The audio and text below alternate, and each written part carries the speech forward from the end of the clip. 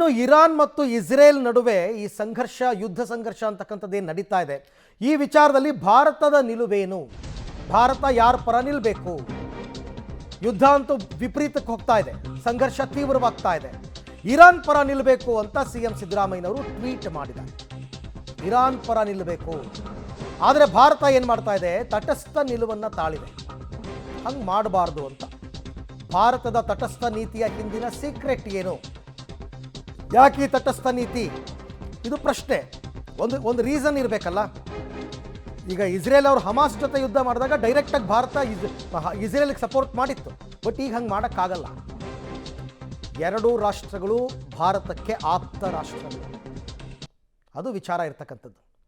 But ಸಿದ್ದರಾಮಯ್ಯನವರು ಮಾತ್ರ ನೇರವಾಗಿ ಕೇಳ್ಕೊಂಡಿದ್ದಾರೆ. ಅವರೊಬ್ಬರೇ ಅಂತಲೇ ಅಲ್ಲ, ಕಾಂಗ್ರೆಸ್ನ ನಿಲುವು ಭಾರತ ಈ ಸಂದರ್ಭದಲ್ಲಿ ಇರಾನ್ ಪರ ನಿಲ್ಲಬೇಕು, ಇರಾನ್ ಪರ ಬೆಂಬಲವನ್ನು ಘೋಷಣೆ ಮಾಡಬೇಕು.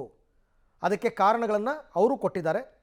ಸೋನಿಯಾ ಗಾಂಧಿ ಅವರು ಕೂಡ ಕೆಲವೊಂದು ಲೇಖನಗಳನ್ನ ಬರೆದಿದ್ರು, ಅದನ್ನು ಕೋಟ್ ಮಾಡಿದ್ದಾರೆ. ನೋಡಿ, ರಕ್ಷಣಾ ವಲಯದಲ್ಲಿ ಇಸ್ರೇಲನ್ನು ಅವಲಂಬಿಸಿದೆ ಭಾರತ. ಯಾಕೆ ಅಂದರೆ ಇಸ್ರೇಲ್ನಿಂದ ಅತಿ ಹೆಚ್ಚು ಶಸ್ತ್ರಾಸ್ತ್ರ ಭಾರತಕ್ಕೆ ರವಾನೆ ಆಗುತ್ತೆ.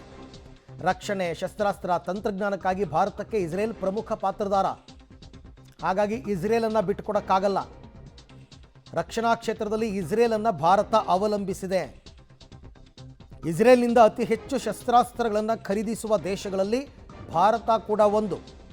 ಇಸ್ರೇಲ್ನ ಡ್ರೋನ್, ಮಿಸೈಲ್ ಸಿಸ್ಟಮ್, ಗಡಿ ಭದ್ರತೆಯನ್ನು ಹೆಚ್ಚಿಸೋದಕ್ಕೆ ತಂತ್ರಜ್ಞಾನ, ಭಯೋತ್ಪಾದನಾ ನಿಗ್ರಹ ತಂತ್ರಜ್ಞಾನ, ಈ ಎಲ್ಲ ಸಹಾಯವನ್ನು ಇಸ್ರೇಲ್ ಮಾಡ್ತಾ ಇದೆ. ಇನ್ನು ಇರಾನ್ ಜೊತೆಗೂಡಿ ಚಬಹಾರ್ ಪೋರ್ಟ್, ಬಹಳ ಇಂಪಾರ್ಟೆಂಟ್ ಪೋರ್ಟ್ ಅದು. ಅಫ್ಘಾನಿಸ್ತಾನ ಮತ್ತು ಮಧ್ಯ ಏಷ್ಯಾ ದೇಶಗಳ ಜೊತೆ ವ್ಯಾಪಾರ ಮಾಡೋದಕ್ಕೆ ಬೇಕಾಗಿರೋದು.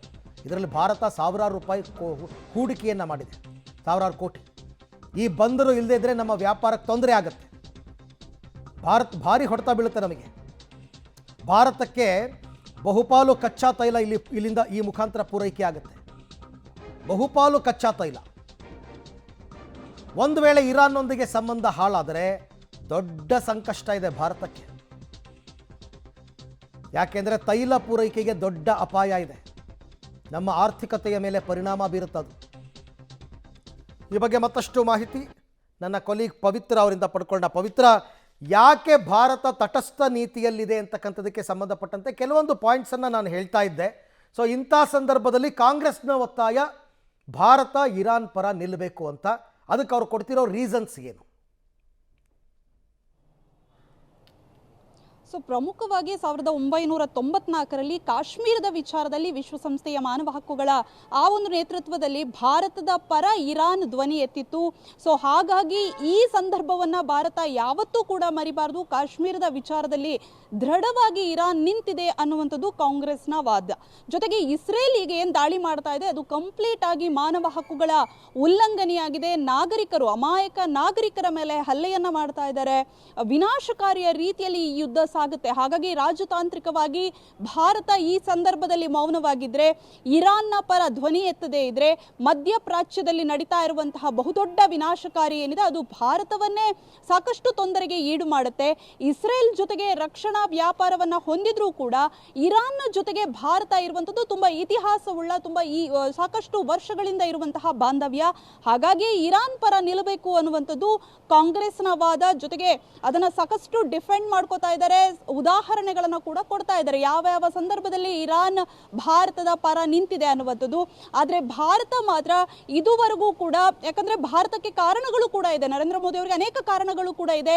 ಎರಡೂ ರಾಷ್ಟ್ರ ಕೂಡ ಆಪ್ತವಾಗಿದೆ. ಒಂದು ಶಸ್ತ್ರಾಸ್ತ್ರಗಳ ವಿಚಾರದಲ್ಲಿ ಇಸ್ರೇಲ್ ಜೊತೆ ಬಾಂಧವ್ಯವನ್ನು ಹೊಂದಿದ್ರೆ, ಇನ್ನೊಂದು ಕಡೆಗೆ ವ್ಯಾಪಾರದ ವಿಚಾರದಲ್ಲಿ ಇರಾನ್ನ ಜೊತೆ ಬಾಂಧವ್ಯ ಇದೆ. ಜೊತೆಗೆ ಇಸ್ರೇಲ್ನಲ್ಲಿ ಸುಮಾರು 15ರಿಂದ 20,000 ಭಾರತೀಯರು ಇರಬಹುದು ಅನ್ನುವಂತಹ ಅಂದಾಜು ಕೂಡ ಮಾಡಲಾಗಿದೆ. ಹಾಗಾಗಿ ಭಾರತ ಬಹುತೇಕ ತಟಸ್ಥ ನೀತಿಯನ್ನು ಅನುಸರಿಸುವಂತಹ ಅನಿವಾರ್ಯತೆಗೆ ಬಂದಿದೆ. ಹಾಗಾಗಿ ಬಹಿರಂಗವಾಗಿ ಯಾವುದೇ ರೀತಿಯ ಹೇಳಿಕೆಗಳನ್ನಾಗಲಿ ಅಥವಾ ಬಹಿರಂಗವಾಗಿ ಒಂದು ದೇಶದ ಜೊತೆ ನಿಂತಿದ್ದೀವಿ ಅನ್ನುವಂಥದ್ದನ್ನ ಹೇಳ್ತಾ ಇಲ್ಲ. ಆದರೆ ಒಂದು ಅರವಿಂದ್, ಭಾರತ ಉದ್ವಿಗ್ನತೆಯನ್ನು ಕಡಿಮೆ ಮಾಡೋದಕ್ಕೆ, ಯುದ್ಧ ಶಮನಕ್ಕೆ ಸಾಕಷ್ಟು ಪ್ರಯತ್ನವನ್ನ ಮಾಡ್ತಾ ಇದೆ.